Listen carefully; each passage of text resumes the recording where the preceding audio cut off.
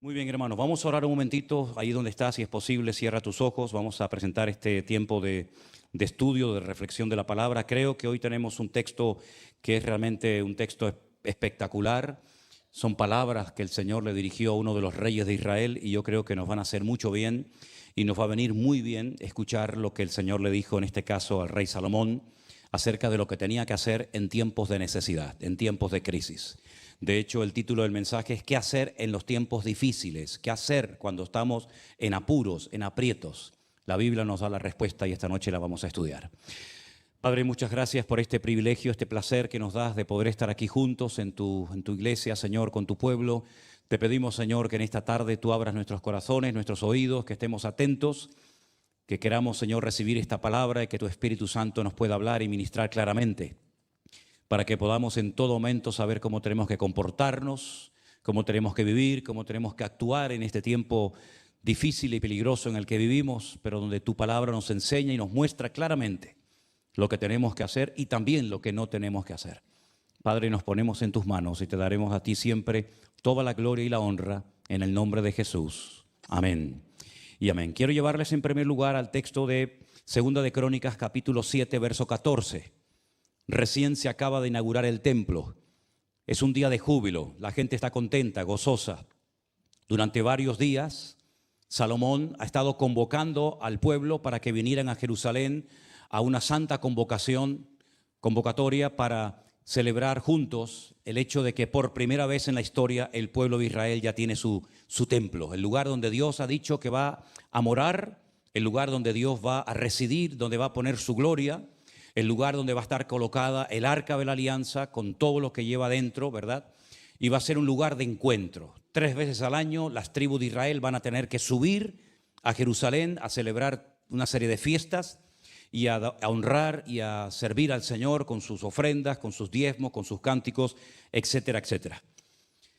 Salomón ora una oración muy larga, una oración que está en la Biblia y que nos enseña que a veces los que oran demasiado largo es porque después a lo mejor en privado oran muy poco, porque que yo sepa, Salomón no fue o no es conocido como un hombre de oración. Es un hombre que hizo una gran oración, muy larga, muy extensa, muy bonita, muy profunda, todo lo que ustedes quieran. Hizo una serie de sacrificios, pero ahí se quedó todo.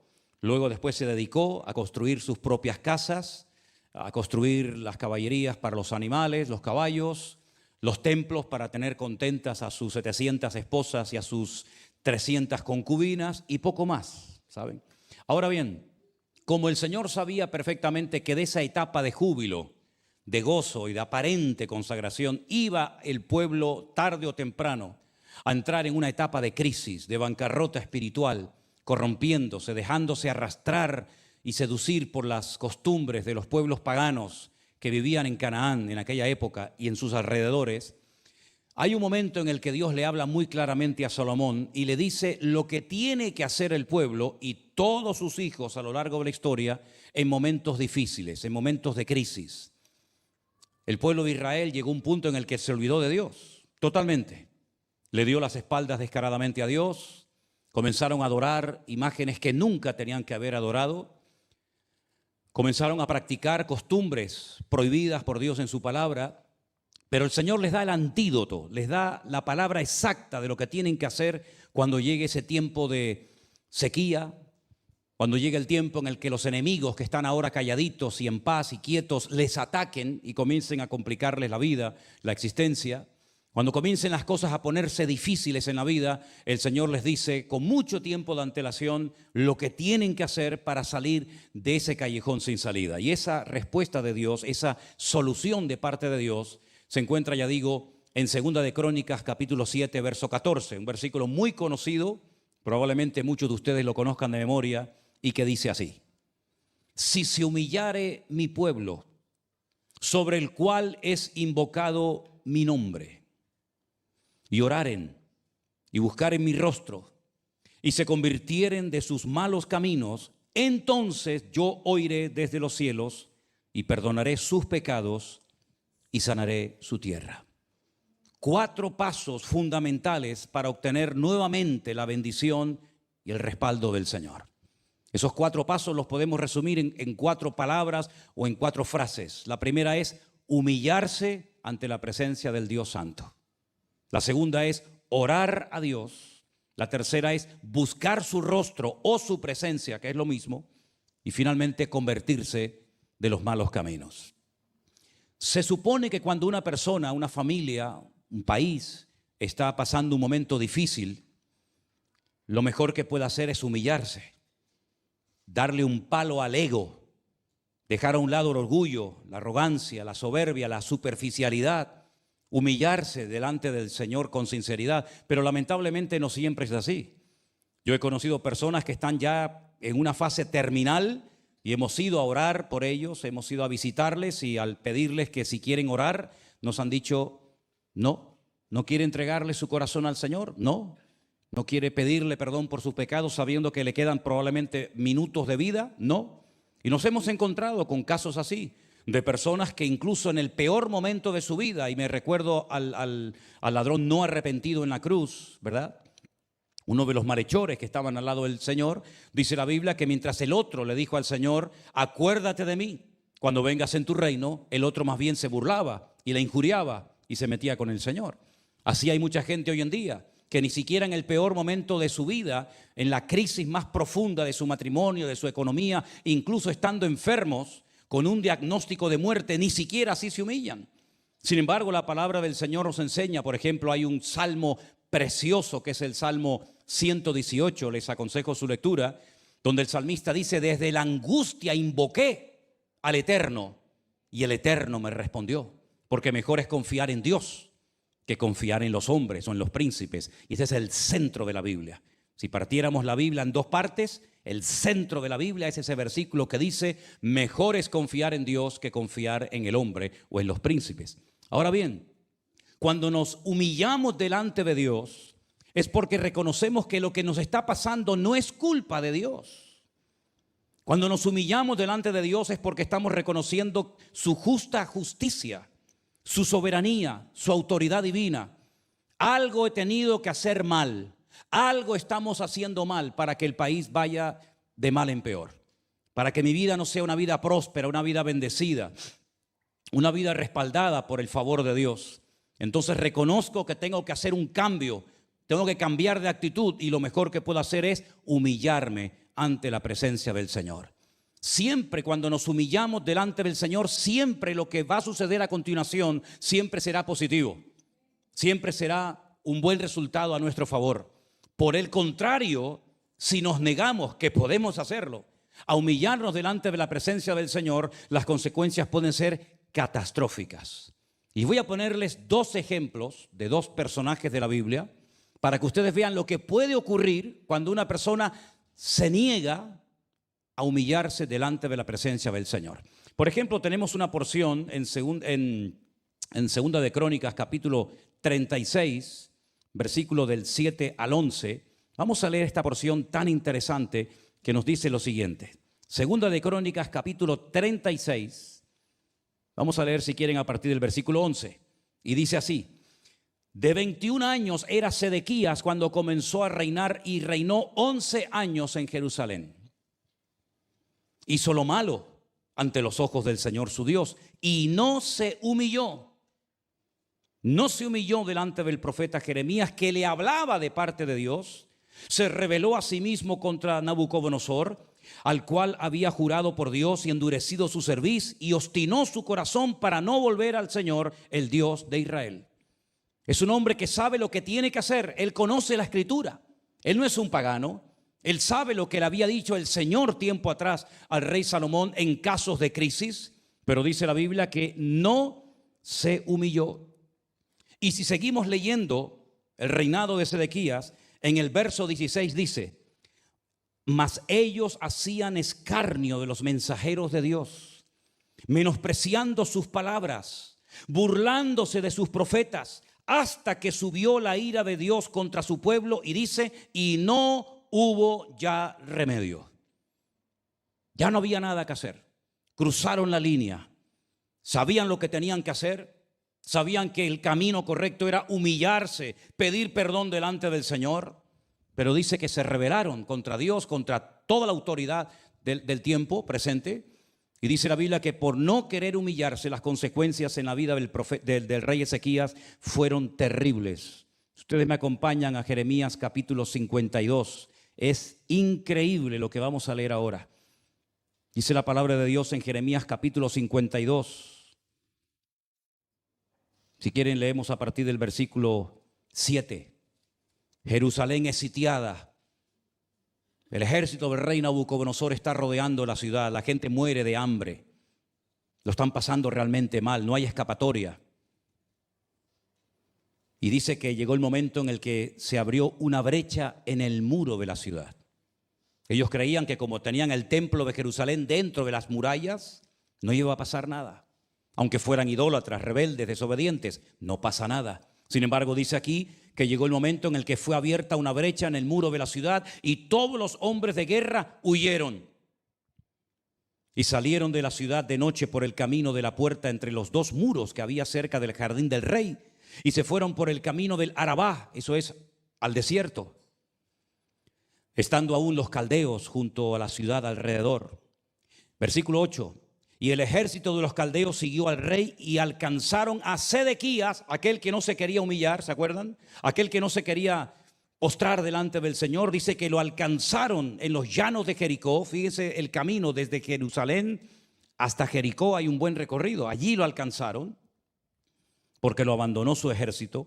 Entonces, escuchen, prendieron al rey y le hicieron venir al rey de Babilonia a Ribla. Ribla es Siria, para que sepan que cada vez que lean el nombre de Ribla, estamos hablando de Siria, en tierra de Amat, donde pronunció sentencia contra él. Escucha, degolló el rey de Babilonia a los hijos de Sedequías delante de sus ojos. Qué terrible escena, ¿no? Ver que el rey de Babilonia está haciendo eso terrible en contra de tus hijos. También degolló en Ribla a todos los príncipes de Judá. No obstante, el rey de Babilonia solo, gracias a Dios, no solo, ¿no? Solo le sacó los ojos a Sedequías. Le ató con grillos y lo hizo llevar a Babilonia y lo puso en la cárcel hasta el día que murió. Él sabía lo que tenía que hacer. Todo esto se podía haber evitado. Esta tragedia nacional, miles de personas muertas, sus propios hijos, mira la forma como mueren. Él queda ciego porque le arrancan los ojos, se lo llevan a Babilonia como si fuera un animal tirado por cadenas. Allí murió en una mazmorra. Todo eso se podía haber evitado si él hubiera hecho lo que dice Segunda de Crónicas 7:14. La solución, el remedio divino. Si mi pueblo se humillare, pero hemos leído que él no quiso humillarse. Y el que no quiere humillarse delante de Dios, pues que se atenga a las consecuencias. Amén, hermanos. Hay cosas en la vida que podemos evitar si hacemos lo que Dios manda.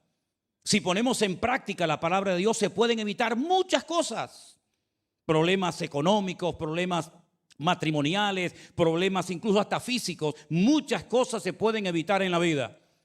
Pero si sigues, como decimos en Canarias, R que R, sin querer humillarte, siempre con las plumitas del pavo real desplegadas, bueno, hijo, atente a las consecuencias.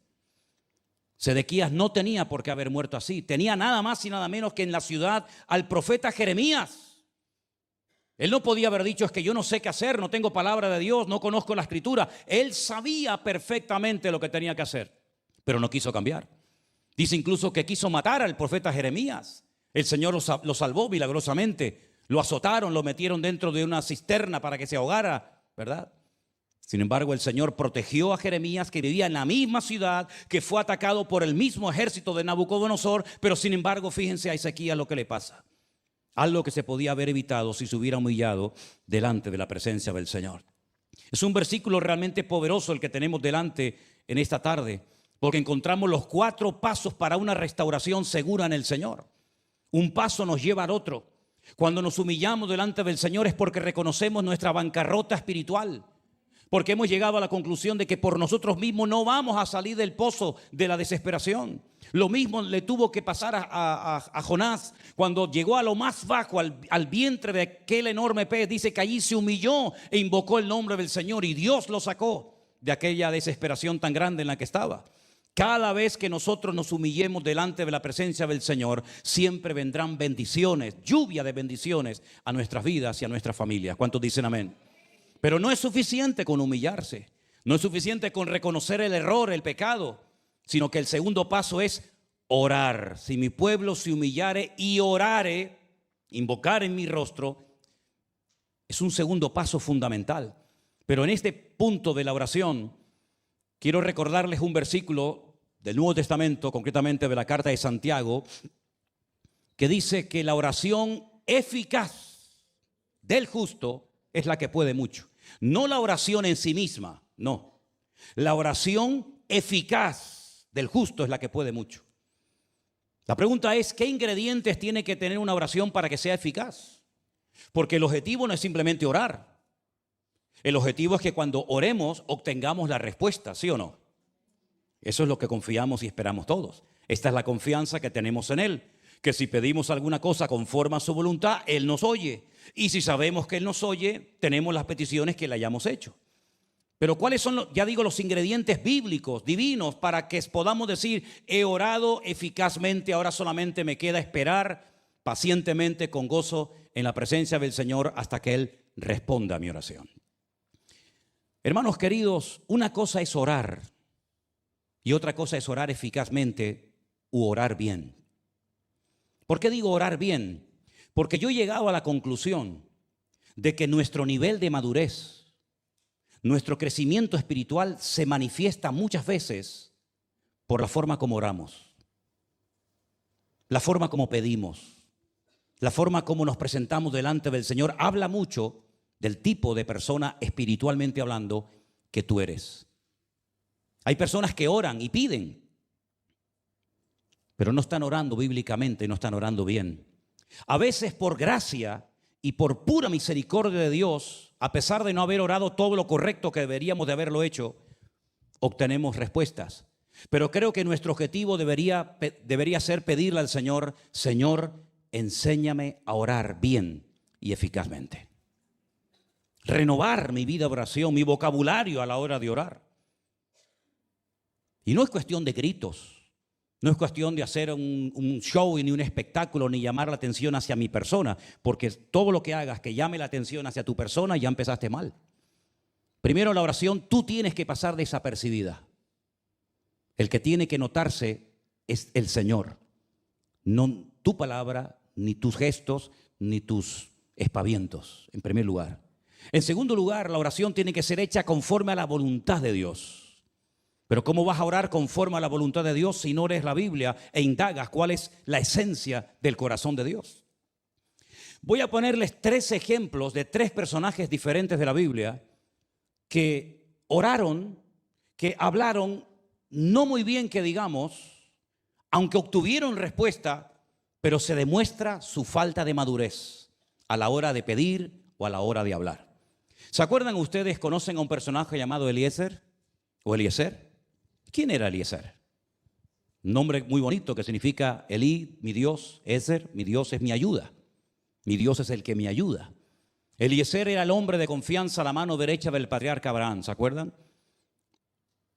Abraham tenía un criado, probablemente un mayordomo de muchos años en la casa, que delega sobre él y pone sobre sus hombros una responsabilidad tremenda.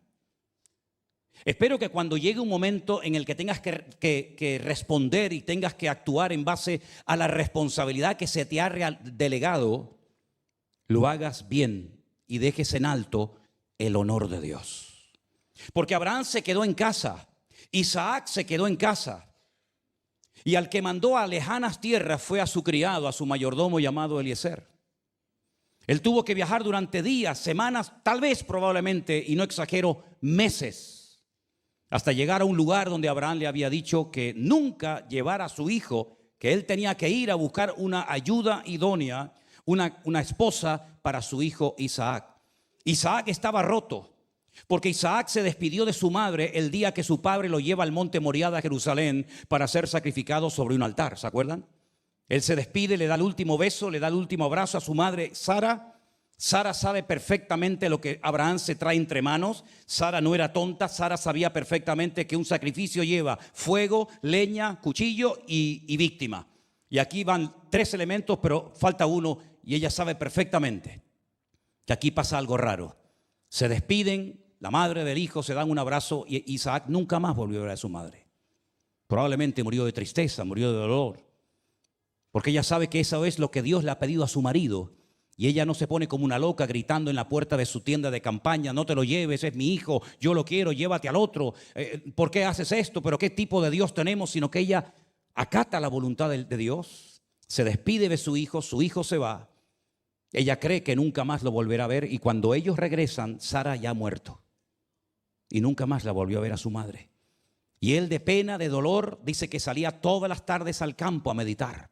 Y se iba junto a un pozo, por cierto, que tiene mucha historia, se llama el Pozo del Viviente que me ve, y allí meditaba y allí reflexionaba. Y dice que entonces es cuando el padre toma la decisión.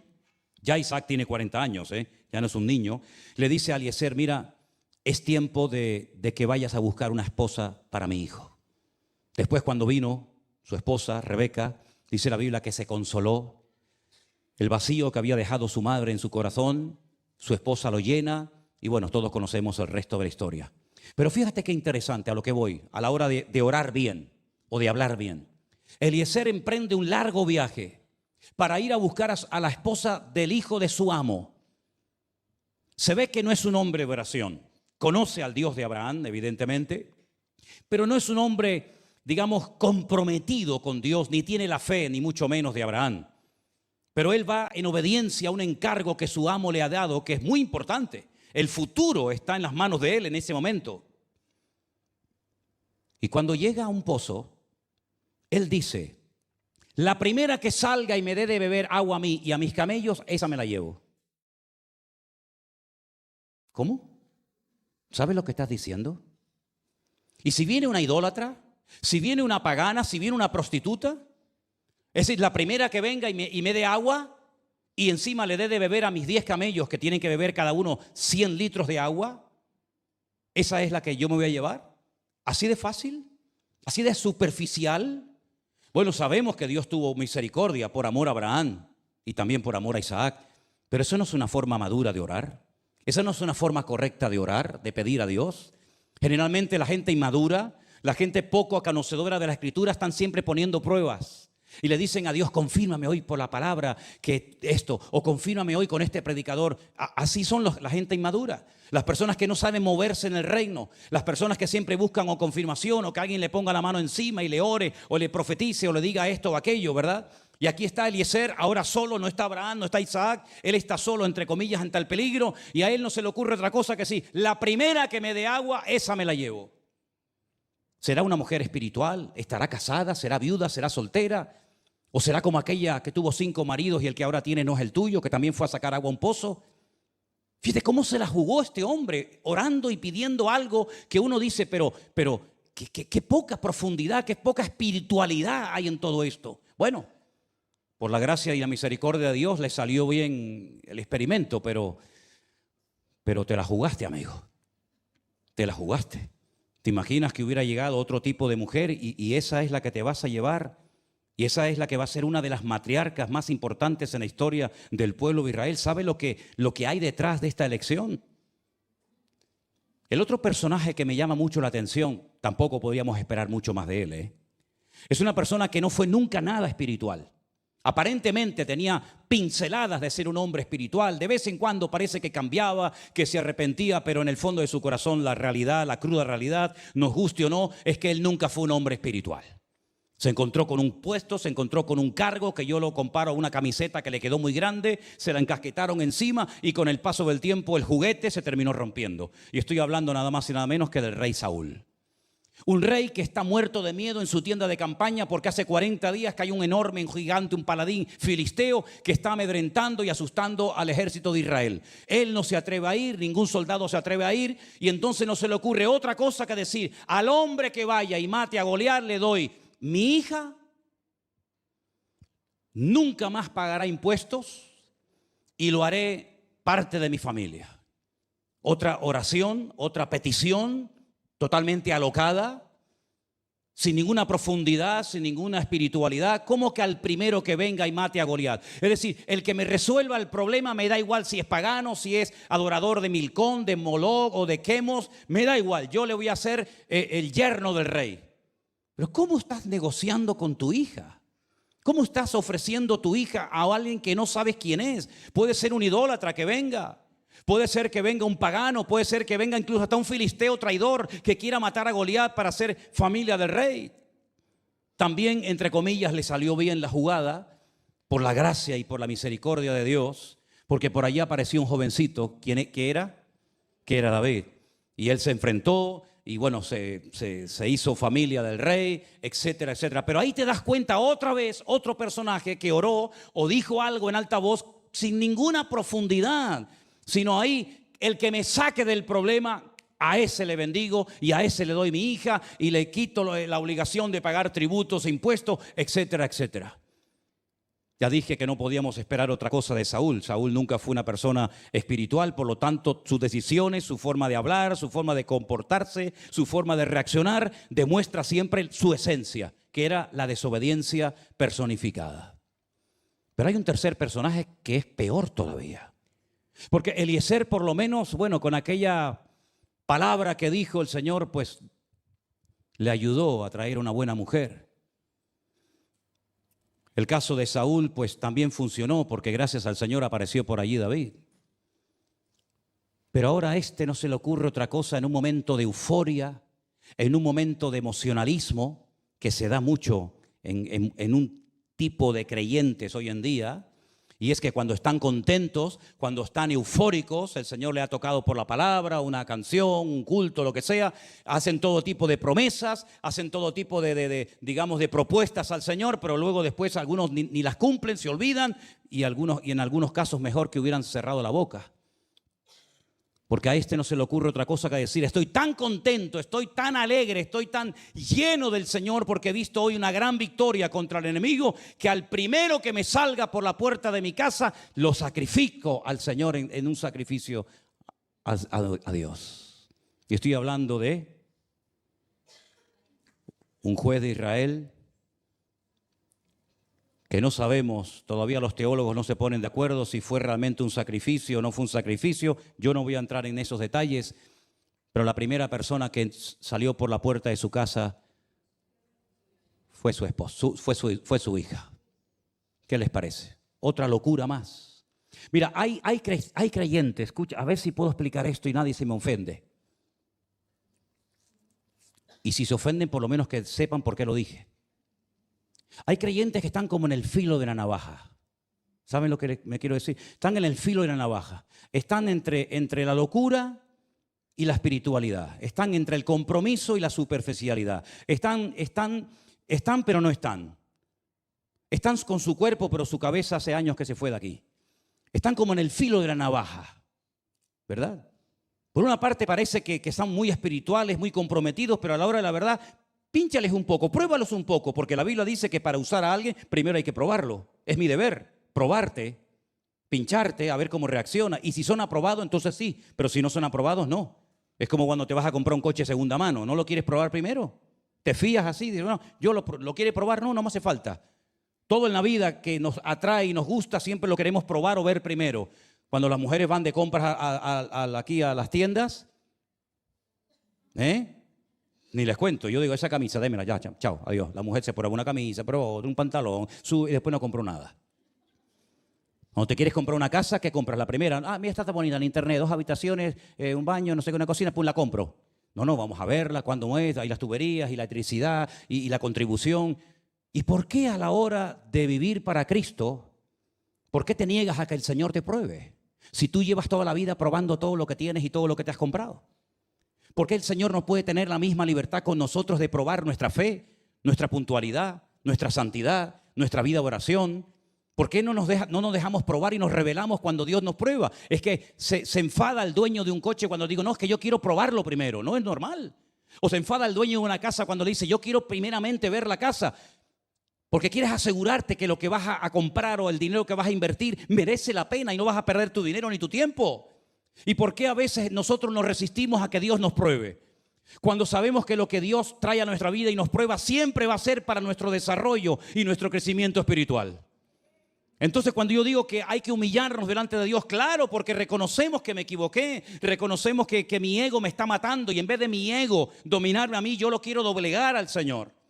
Fíjate la lectura que se leyó hoy. El Señor Jesucristo dice que se humilló a sí mismo. No es que esperaba que alguien lo humillara, que también lo hicieron.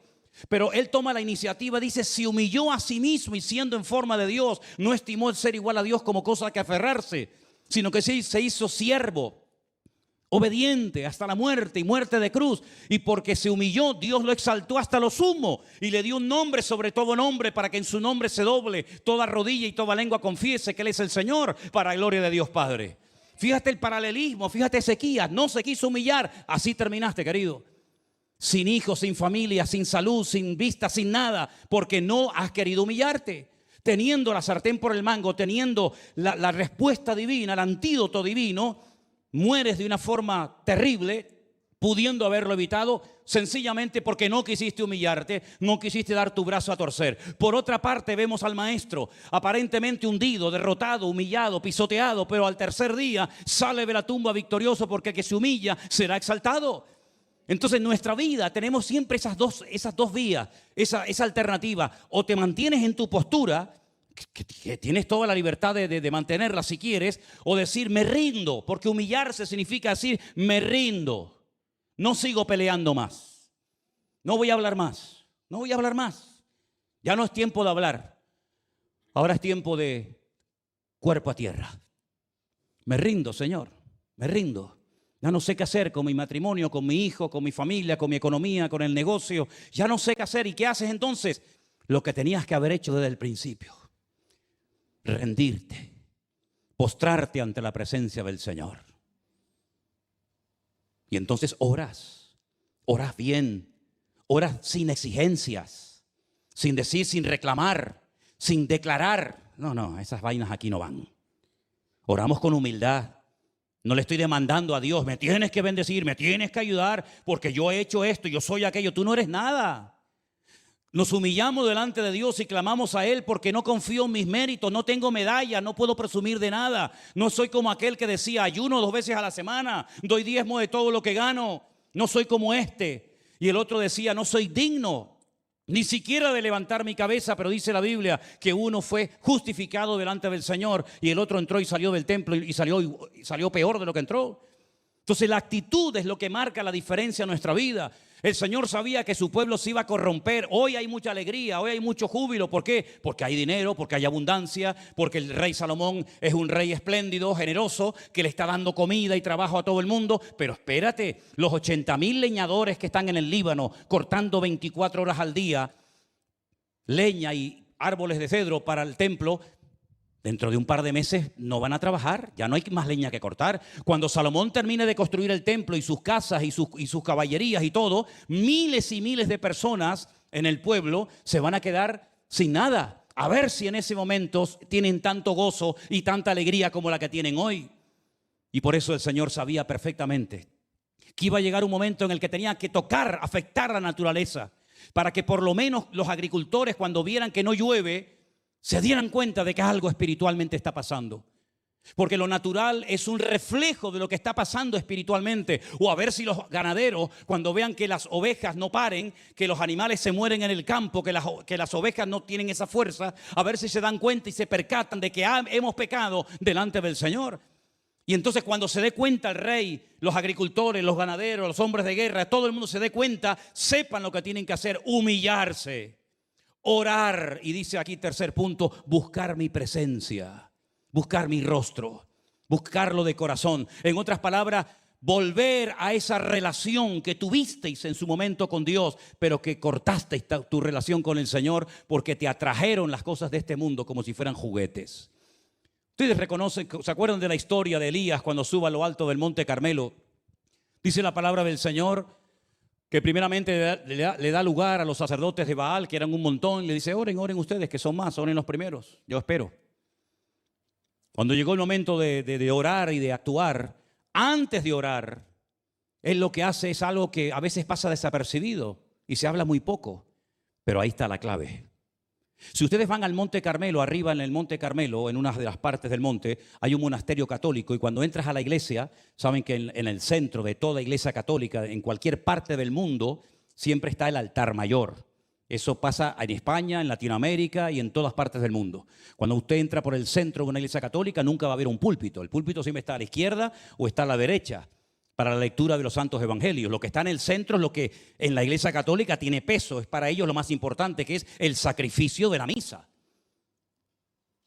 la Eucaristía. Y para ese sacrificio hace falta un altar. Y ese altar se llama el altar mayor.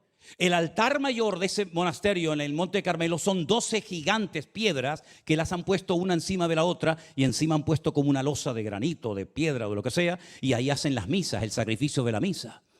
Eso es lo que quiero destacar en esta tarde, que Elías, antes de orar, antes de invocar el nombre del Señor, restaura el altar del Señor que estaba roto. En otras palabras, si no hay comunión, si no hay relación con el Señor, ¿qué le vamos a pedir? ¿Con qué cara nos vamos a presentar delante de un Dios que hace años que no le hablo, que no lo visito, que no sé nada de Él? ¿Con qué cara voy a pedirle a Dios que me sane la tierra, que sane a mis animales, que bendiga a mi familia, que prospere mi casa? ¿Con qué cara si ya hace años que no hablo con Él, ni sé nada de Él? Porque no quiero. Entonces lo que Elías hace es ir colocando una a una las 12 piedras del altar. La piedra que representa a Neftalí, la piedra de Manasés, la piedra de Zabulón, la piedra de Leví, la piedra de Isaacar, la piedra de Judá, la piedra de Gad, la piedra de Aser. Y cuando tiene ya todo el altar compuesto y unido, es entonces cuando empieza el trabajo de colocar, ¿verdad?, la leña, el sacrificio, invocar el nombre del Señor. Pero previamente ha tenido que haber una restauración. Y yo siempre he dicho que una persona, antes de ser usada, previamente tiene que ser restaurada. Y tú sabrás en lo que tienes que ser restaurado en tu vida. Capaz que tienes que pagar una factura de hace 30 años que ni te acuerdas. O capaz que tienes que llamar a una persona que ofendiste o que rompiste la relación con él o con ella por una tontería. ¿Cuántas familias se han separado por herencias? Qué peligrosas son las herencias, ¿eh? Yo no las quiero, ¿eh? Yo no quiero herencias de nadie. Hermanos que se llevan muy bien, se muere el viejo y después empiezan las peleas. Quítate tú para ponerme yo, porque a ti te dio esto, no me lo dio a mí, yo quería aquello, yo quería el otro. Qué lío las herencias, ¿verdad? Solamente quiero la herencia espiritual, que no trae problemas, ¿verdad? Pero saben, mis queridos hermanos, aquí lo que está diciendo el Señor es que cuando ustedes se humillen, cuando ustedes busquen mi rostro, lo que tienen que hacer antes de que yo comience a sanar la tierra, antes de que yo comience otra vez a mandar la lluvia temprana y tardía, antes de que comience todo a cambiar en lo natural, primeramente ustedes tienen que recuperar su relación con el Señor. Es más, en uno de los mensajes que encontramos en el libro de los Hechos, si no recuerdo mal, dado por Pedro, él dijo que antes de que venga el Señor entraremos en un tiempo de restauración de todas las cosas. En otras palabras, Dios tiene que restaurar muchas cosas en su pueblo. Tiene que restaurar su comunión, tiene que restaurar la sana doctrina. Hay congregaciones que ya no se predica la Biblia, se predica no sé de qué. En otras palabras, Él quiere restaurar tu comunión y tu relación diaria con el Señor. Que usted no dependa de la oración de un pastor, que usted no dependa de la imposición de manos de un apóstol y de un profeta, que usted dependa única y exclusivamente del Señor. Me llamen o no me llamen, me visiten o no me visiten, me da igual. Yo sé que todos los días mi Señor ora por mí. Yo sé que todos los días el Señor estará conmigo hasta el fin del mundo. Y no es que seamos egoístas, no es que seamos soberbios, que yo no necesito de nadie, sino que mi relación con el Señor, hermano, no depende de una iglesia, de un culto, de un pastor. ¿Por qué? Porque yo sé doblar mi rodilla y esperar en la presencia de mi Señor. Y mi Dios que me ve en secreto, no te preocupes que me va a recompensar en público. De hecho, toda recompensa pública es la evidencia de que hay una comunión en privado con el Señor. No invertamos el orden. Finalmente, una vez que hemos orado, una vez que nos hemos doblado delante del Señor, una vez que nos hemos rendido y postrado delante de su presencia, entonces dice, y se conviertan de sus malos caminos. En otras palabras, tiene que haber un cambio. Lo que no puede ser es que ahora, como estás con la soga hasta el cuello, amigo, ahora sí, ¿no? Claro. ¿Y si tuvieras el agua por la rodilla? Pero ya has llegado a un punto en el que ya no das más. Bueno, pues ahora lo que tienes que hacer es sentarte y decirle al Señor, ¿dónde comenzó mi deterioro espiritual? ¿Dónde perdí a mi hijo? ¿En qué parte del camino lo perdí? ¿En qué parte mi matrimonio comenzó a hacer aguas y yo no me di ni cuenta? ¿En qué parte perdí la gloria y la presencia de Dios en mi vida y no me percaté de ello? Porque la palabra de Dios dice que Sansón, por coquetear y flirtear con el pecado, dice que un día la presencia, el Espíritu de Dios se fue de él y no lo sabía. Y pensaba que podía seguir jugando y perdonen, vacilando, ¿verdad? Y no pasa nada, total, mañana me levanto, soy el hombre más fuerte y más ungido del país. Y dice que la presencia del Señor se fue de su vida y no se había dado cuenta, que eso es lo peor. Es como el que le huele la boca, ¿no? El último que se da cuenta es al que le huele. Todos se dan cuenta, menos al que le huele. Bueno, un ejemplo tonto, perdón. Ahora todo el mundo masticando chicle. A Saúl le pasó lo mismo. A Saúl le pasó lo mismo, ¿no? Como soy el rey, pues no tiene nada que ver. El cargo, la responsabilidad, la edad que tiene, no te vacuna, no te inmuniza en contra de llevar una vida de orden delante de Dios. Otro que perdió la presencia del Señor y no se dio cuenta. Y alguno, por si acaso está por ahí o en casa viendo el culto, dirá, pero está citando temas y personajes del Antiguo Testamento. Eso no pasa hoy en día. ¿Ah, no? No pasa eso hoy en día. Si alguno se ha descarriado de entre vosotros, hermanos, sepa que el que haga volver al pecador del error de su camino salvará de muerte un alma y cubrirá multitud de pecados. ¿Qué te parece? ¿Y la iglesia de la Odisea? ¿Te gusta ese ejemplo? La iglesia, no hablo de una keilá, pero de una sinagoga, hablo de una iglesia cristiana, de una comunidad cristiana. He aquí estoy a la puerta, llamo, si alguno oye mi voz y abre la puerta, entraré a él, cenaré con él y él conmigo. ¿A quién le cantaba esa gente? ¿A quién le estaban rendiendo culto los hermanos de la iglesia de la Odisea?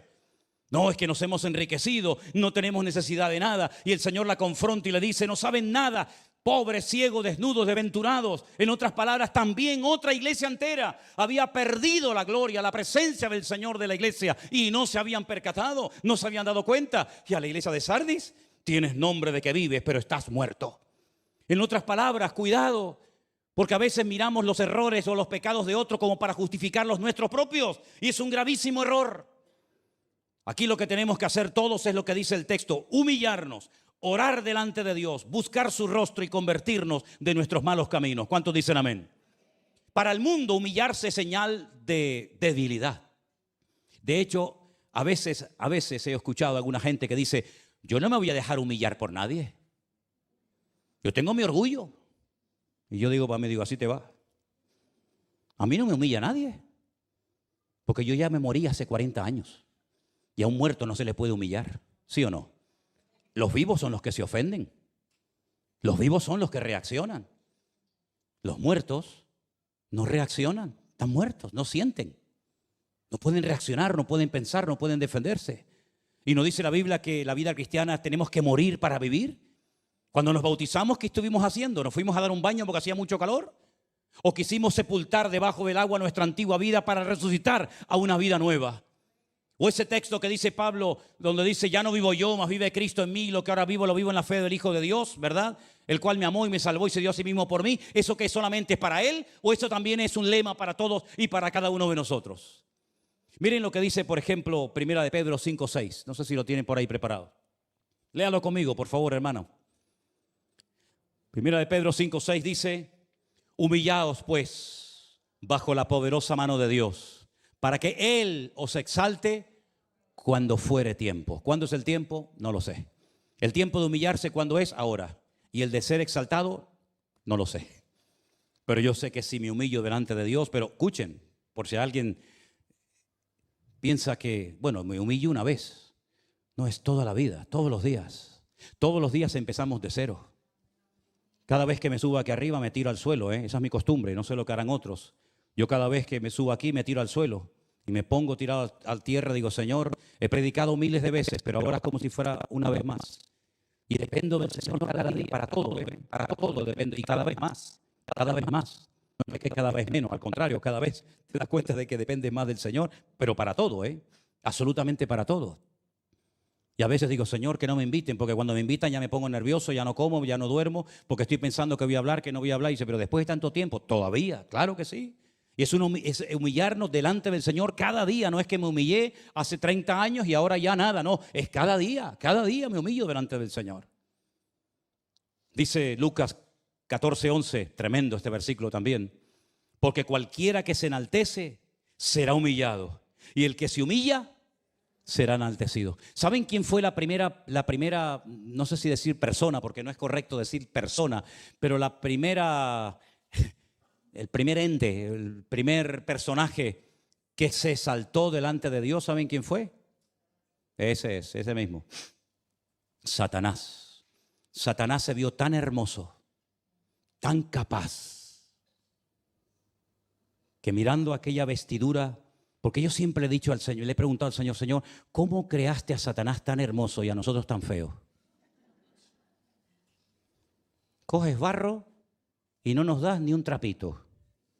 Y a este lo pones con una vestidura impresionante, y cuando terminas de crearlo dice, este es el sello de la perfección. Y el Señor dice, porque Él sí puede declarar, este es acabado en hermosura. Y añade, y lleno de sabiduría. Eso no lo dijo cuando creó a Adán y a Eva. No dijo Adán el sello de la perfección, sino que dijo, no es bueno que esté solo. No es bueno que esté solo. Y le metió así, ¡crack!, un corte. Y le sacó a Eva de dentro, que la llevaba dentro, espalda con espalda. ¿Qué te parece? Pero ¿de qué le sirvió toda esa hermosura, todo ese conocimiento y toda esa sabiduría? Se miró un día delante de la presencia de Dios y dijo, me sentaré en el trono de Dios. Pero en ese trono solamente hay espacio para uno. Luego, si te quieres sentar en el trono de Dios, ¿quiere decir que quieres dar, permítame el símil, un golpe de estado? ¿Quieres quitarlo a Él para sentarte tú? ¿Por qué? Porque eres hermoso, eres bello, eres atractivo. Oiga, Satanás sabe tocar todos los instrumentos del mundo, y sabe todos los idiomas de la tierra, y sabe aritmética, biología, matemática, todo lo sabe. Es un ser tremendamente sabio, pero lo perdió todo. Y dice, y los que te vieron y los que te conocieron cuando pasen por ti dirán, este es el que asustaba a la gente, este es el que hacía tropezar a los pueblos y a las naciones. Este personaje siniestro tan elevado ha caído tan bajo, claro, porque el que se enaltece será humillado. Seré semejante al Altísimo, me sentaré en el trono de Dios. Pero fíjate, Filipenses 2, lo hemos leído esta tarde. Siendo igual a Dios, no se aferró a sus atributos, a sus privilegios, sino que se humilló a sí mismo. En otra palabra, descendió y el otro subió. Y ya sabemos el resultado tanto de uno como de otro.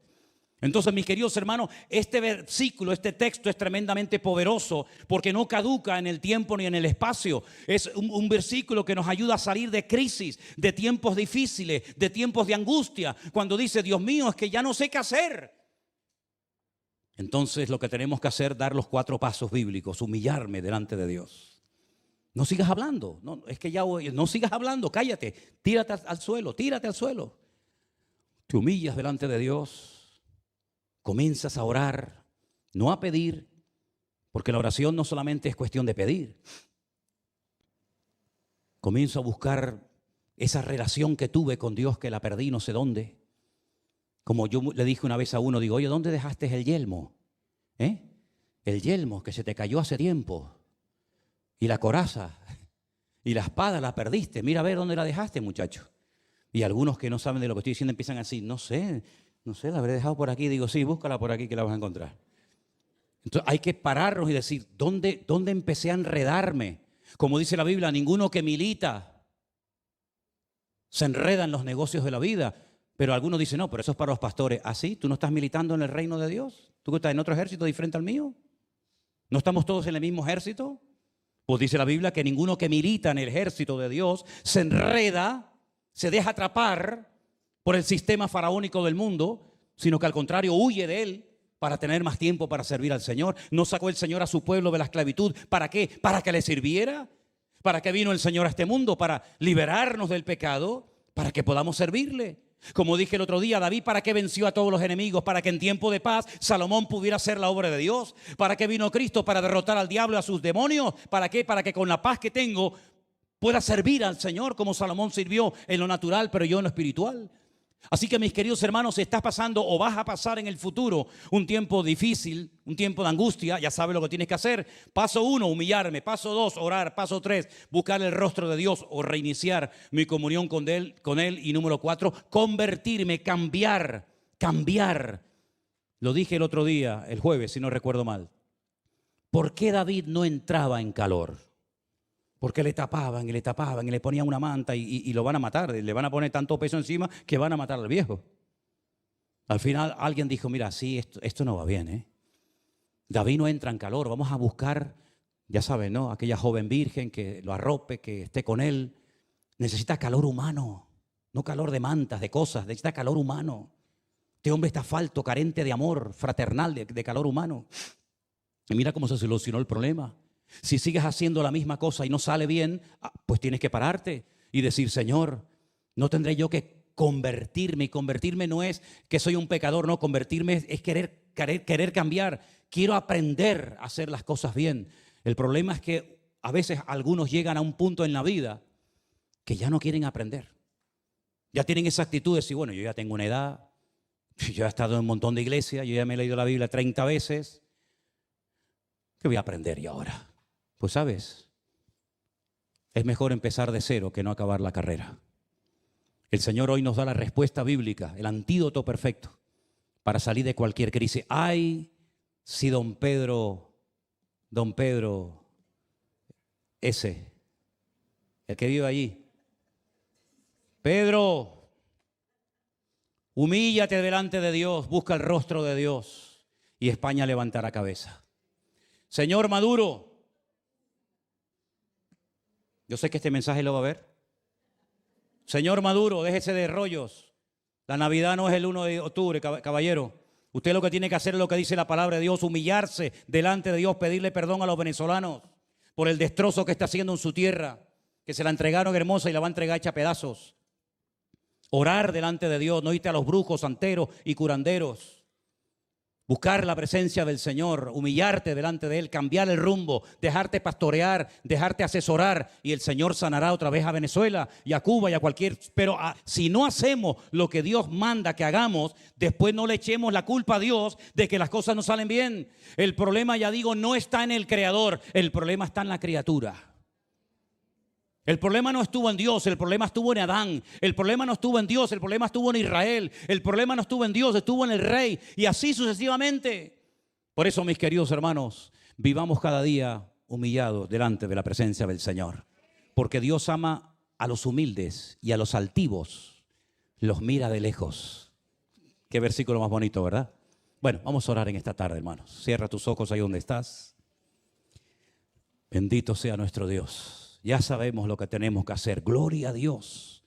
Gloria a Dios. Ya no hay excusa. Ya no hay excusa. Ya sabemos lo que tenemos que hacer. Humillarnos delante del Señor. Orar bien delante de Él. Buscar su rostro de todo corazón. Convertirnos de nuestros malos caminos. Y entonces, dice el Señor, yo sanaré vuestra tierra y perdonaré vuestros pecados. Bendito sea nuestro Dios. Si nosotros hacemos nuestra parte, no les quepa la menor duda, mis hermanos queridos, que Dios cumplirá también con su parte. Es un versículo que nos habla de lo que nosotros tenemos que hacer y de lo que Dios hará si nosotros hacemos nuestra parte. Ambos se complementan. Dios no va a actuar independientemente de nosotros ni nosotros de Él. Nos juntamos, yo reconozco mi incapacidad, yo reconozco mi dependencia de mi Dios y mi Dios vendrá en mi auxilio cuando me esté hundiendo en las tormentas de la vida. Señor, sálvame que perezco, y el Señor estirará su mano y me sacará y me dirá, tranquilo, yo estoy contigo todos los días hasta el fin del mundo. Nuestro Dios cada día nos da oportunidades para demostrar nuestra madurez. Nuestro Dios cada vez nos dará mayores responsabilidades. Crezcamos y maduremos de tal manera que dejemos siempre en buen lugar y la gloria de Dios en alto. Aleluya. Póngase de pie conmigo, mi hermano querido.